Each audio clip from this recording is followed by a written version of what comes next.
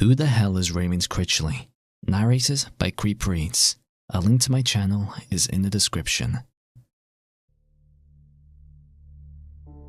I'm 27 years old and I'm a widower. I married at the age of 24, which I know is pretty early, but I always wanted a family. So I married the girl of my dreams, Renee. We were a great couple, and we loved each other more than anything in the world.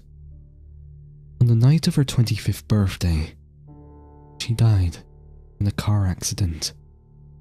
She had gone out to a bar with her friends and was too drunk to notice that her designated driver was as drunk as the rest of them. They had a violent collision in the middle of one of the busiest intersections in town, and almost every passenger in the vehicle was killed. Only one girl lived, but she now has severe brain damage and is still in rehabilitation 2 years later. This isn't the focus of the story, but it's a part of it. Anyway, we lived together while we were married, and when she died, I couldn't stay in that house anymore. Everything about it reminded me of Renee, so I left town and moved to a place where I hoped I could get over her loss. I moved into an old 17th century cottage thing. Pretty shitty condition, but it was cheap. It was small, but had a homey feel on the inside. A nice old style fireplace, warm brick walls, it was all I wanted. I've lived here for over a year now, and everything was fine. Up until 2 months ago. That was when Raymond Critchley decided he wanted to come home. I went to check the mailbox outside my house for a rent slip, when I saw a letter addressed to a Raymond C. Critchley. I went next door to the woman who rents my house and gave her the letter, asking if it was meant for anyone she knew. She told me it was the old tenant of the house, the man who sold her the cottage so that she could rent it. We both just assumed someone had sent a message to his old address, so she took it off me to take back to the post office later. 2 days later, a fresh letter comes addressed to Raymond Critchley, and I do the same thing. The landlady takes it back to the post office. This happens 3 more times, with 2-day intervals. I kept giving them to the landlady, but this was starting to annoy me. Finally, I break and decided, fuck it, I'll open one. I know it's a shitty thing to do, open another guy's mail, but I never claimed to be the perfect guy. I shouldn't have opened it. It was a crisp, white envelope, but inside was a crinkled scrap of paper that looked like it had been torn off a paper pad. On this crumpled piece of paper was a poem that made me instantly uneasy. This is what it said. My name is Raymond Critchley, and in my house you roam. I left it feeling sickly, but it will always be my home. You've clearly settled in, but you've had your time to grieve. My patience now wears thin, so it's really time to leave. I can't quite explain the feeling this letter gave me. It was like a cold sensation that spread from my chest outwards. I don't know how to describe it, but I do know why I was scared. It was the line, "You've had your time to grieve." How the fuck does some old man who doesn't even live in the house anymore know that I came here to grieve? It couldn't have been my landlady. I never told her about my wife. In fact, almost no one knows about my wife outside of my family and close friends. I was as confused as I was frightened. Why would he want to come back to this house if he sold it to the landlady? He obviously has somewhere else to live. And if he really did want the house back, he'd have to take it up with the landlady, not me. Furthermore, he addressed it to himself, not me. He doesn't even know my name, but somehow he knows about my wife? I thought that this had to be some sick, cruel joke a friend was horrible enough to play on me. I called everyone in my contacts, all of which insisted that they never sent a letter to me. I asked them all about Raymond Critchley, but none of them had heard the name. I looked him up on Facebook. I doubted he would have it, but I thought it was worth it. I found numerous Raymond Critchleys. None of them lived in my area, or seemed creepy. The next day, I went next door again and asked the landlady about Raymond. I told her that this letter was offensive and that jabbing at someone's dead spouse was a cruel thing to do. She insisted that Raymond Critchley couldn't possibly have done this. Her recollection of him was that he was a lovely young man. This surprised me. For some reason, I had always pictured him as some old guy. Apparently, he was in his early 30s when he lived in my house. A handsome and polite guy who would frequently visit the landlady. I asked her to get in contact with him, but she had no way of doing so. She said he sold her the house for a measly sum and just left. No phone number or address. I went home, feeling sadder than I had in a while. I was finally starting to feel better, and this had to happen. I figured he had to send another letter. Maybe he would finally include a return address. He seemed to send them every 2 days, so from now on, I was going to see what this bastard had to say. I'm not superstitious, and I wasn't going to let some prick run me out of my house. True to form, another letter arrived 2 days later. The first one made me wary, but this one chilled my fucking blood. I know you read my letter, yet here you still remain. You must really do better. I don't care about your pain. You think this is a play, so I feel I need to say, you best run home, my boy, or you'll end up like Renee. Within minutes, I'd called the police. I took this as a threat. There was no doubt anymore. He knew about Renee and had hinted that I would be killed if I didn't leave the house. I was paying for this house and wasn't about to leave. Unlike what normally happens in these stories, the police did actually agree with me. They said this was a threat, and that Raymond Critchley would be tracked down. They advised that I leave, but one of my friends insisted that I shouldn't be bullied out. She actually ended up staying at the house. I know what you're thinking, and no, she isn't my girlfriend. She does like me, she's been honest about that.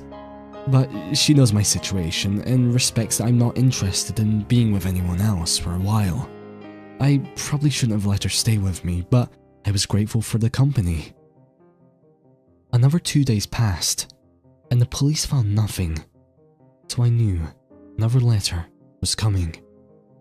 Like clockwork, I found it in my post and took it inside.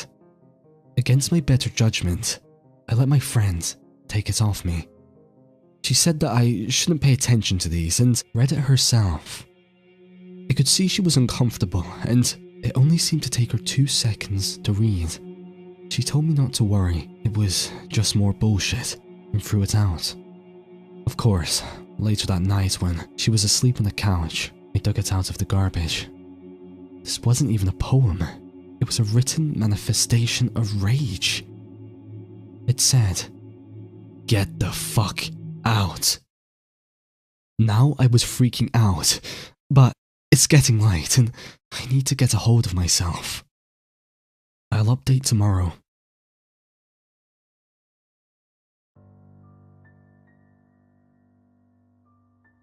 Okay, so after the super aggro letter, I decided I was probably better off taking the police's advice.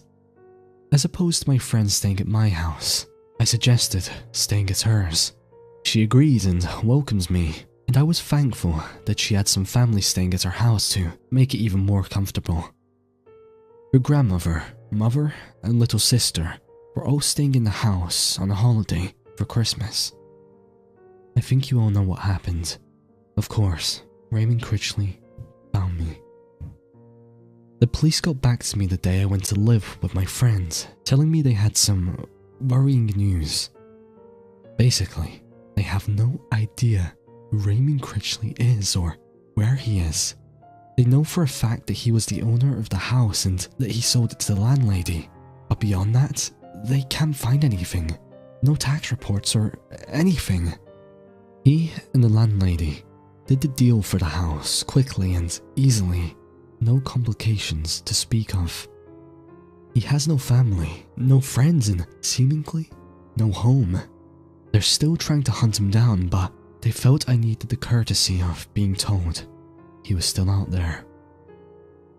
So, as I'm sure you all expected, 2 days later, he sent another letter to my friend's address. The letter consisted of the words, "Get out," written multiple times on a ripped up piece of paper. My friend's sister was unfortunate enough to take the letter out of the mailbox. Thankfully, she didn't see the inside, but she knew all about my situation with Raymond. I'm pretty sure she had a panic attack when I read the letter. I have no fucking idea how he found me. Furthermore, I'm not even in his house anymore. If he wants it back, just move the fuck in. I'll even pay the rent for him, anything to get him to leave me alone. I told the police, and he advised that I move somewhere out of town. I told him that he found me here with no knowledge of my moving, so what's to stop him from following me out of town? Some have suggested that they think my friend is Raymond. Well, the police thought the same thing. They questioned her, but she insisted that she had nothing to do with this. And when they checked the letters for fingerprints, they found nothing. In addition, the letters had been analysed by numerous people. Some of them were graphologists, which, you may know, is a pseudoscience.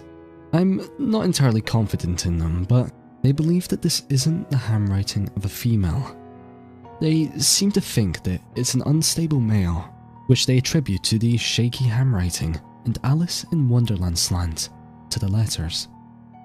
I don't really care what they think, but I don't believe it was my friend. The letters were becoming progressively more insane. And 2 days later, this arrived. The letter consisted of the phrases, "My name is Raymond Critchley," and "Get out," written and drawn on, slanted in straight lines. At this point, the police determined I was in enough danger to be supervised by them. I stayed at my friend's house considering it was never empty, and a patrol car would pass the house every hour. They would also sit outside the house every morning for the mail to arrive. A few times they questioned the mailman, but he had nothing to do with it. He was just doing his job. He doesn't know what he's posting. More letters arrived, which the police were obligated to show me. They were all just insane shit, talking about how he wants his house back. Finally, I decided I was done. I went back to the landlady and told her I was moving out. I no longer rent the house. It's hers again. I plan on moving back to my hometown. As much as the memories there are bad, I almost feel comforted knowing I'll be close to where Renee was buried. My family should help me out while I set myself up there. In the meanwhile, I'm staying at my friend's house. So a while passed and the letters still came. It was actually starting to calm down a little, seeing as the letters were all that was happening. So far, no one had been hurt and Raymond never showed himself. The police tell me the neighborhood seems fine, no one's suspicious. We're still tracking Raymond down, but with no luck. Then, I got another letter on Christmas Day. Now, as much as it pains me, I need to tell you about my wife's crash. The car was totaled in the middle of an intersection due to drunk driving. There were 5 people in my wife's car. 4 of them died. The car was hit by 3 other cars going through the intersection. One was driven by another young woman, who also died. The other was driven by a man who managed to get out alive. Altogether, 7 people were involved in the crash, Only 2 survived, but my wife's friend had split her skull. 2 of the other girls also had massive head injuries. The young woman in the other car had massive torso damage, with her ribs being cracked inwards and puncturing her lungs. 2 of my wife's friends ended up on the road, bleeding profusely before death. The man was lucky enough to slow down before impact, and he got out with a few bruises.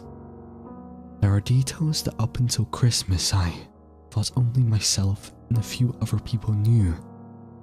Then, this letter arrived.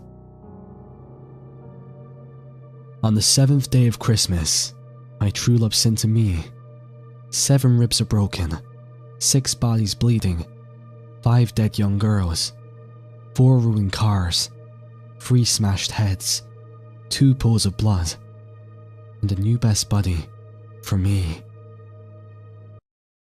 I don't know who would be twisted enough to send a fucked up letter like this, but I intended to find out. I'll update tomorrow. So, it's been 2 days since my last update. I've been a little busy trying to work things out lately.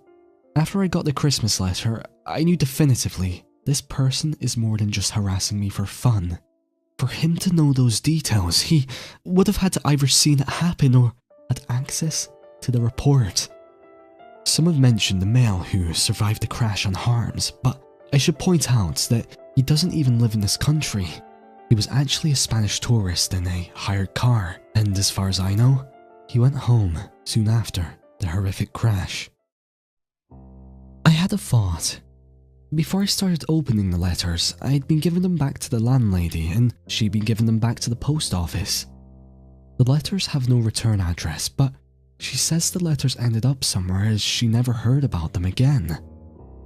I still don't know who Raymond Critchley is, but there's a chance that he at least works in post. He isn't the mailman, that much the police are certain of. My idea is that I'm going to actually reply to a few letters. Not by sending one of my own, but by writing on the back of the ones he sends me and taking them back. The letters still come frequently, all the same repetitive crap, either a poem or some aggressively written note. On the most recent, I wrote back asking what he wanted. I told him that I was out of the house now, and if he wanted it back, he was more than welcome to take it. I asked him how he knew about me and Renee. Finally, I pretty much begged him to stop doing this. That was a day ago, so I haven't gotten another letter yet. I'll update again tomorrow when the letter comes.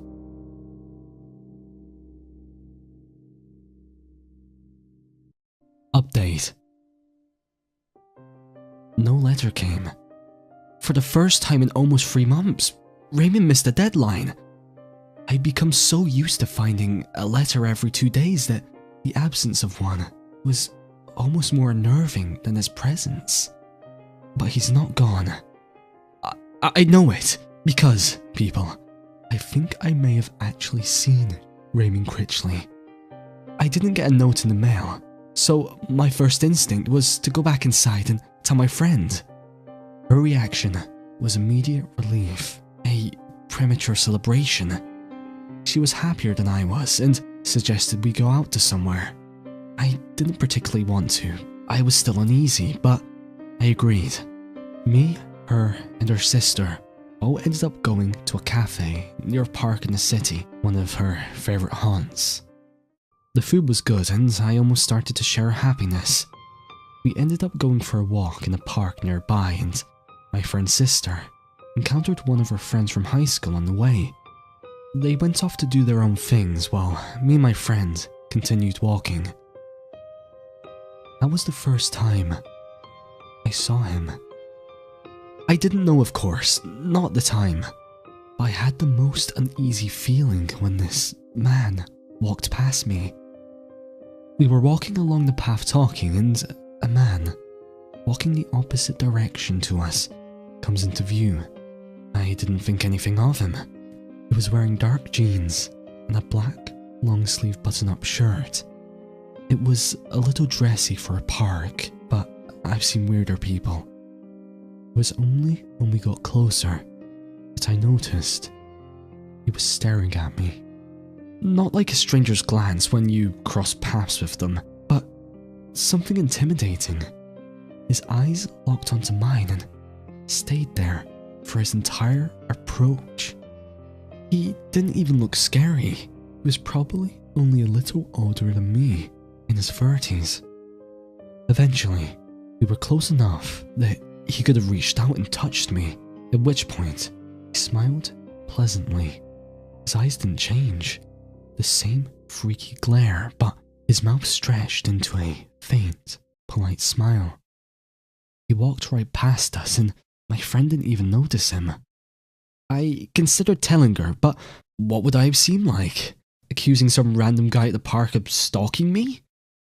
In the end, I decided to just keep walking. It wasn't easy, but it turned into full-on fear when we met back up with my friend's sister. On the way back to the car, my friend's sister told me a man had approached her and her friends while they were talking. He walked up out of nowhere and spoke to my friend's sister by name. She swears she never saw him before. All he said was that he was a friend of mine and that she should tell me that he was in town. He said that we should catch up sometime. He was wearing a black shirt and jeans. I knew it was him. I know it! And I told the police as much. But his look was so unremarkable that finding him in the city was almost impossible. Not to mention, he wouldn't stay out in the open for long. Not after finally approaching me. They said they'd keep a lookout for a man matching the description around my neighborhood. I have a feeling Raymond is beyond notes now, and he wants to meet. My name is Raymond Critchley. My name is Raymond Critchley. My name is Raymond Critchley. My name is Raymond Critchley. My name is Raymond Critchley. My name is Raymond Critchley. My name is Raymond Critchley. My name is Raymond Critchley. My name is Raymond Critchley. My name is Raymond Critchley. My name is Raymond Critchley. Raymond Critchley. My name is Raymond Critchley.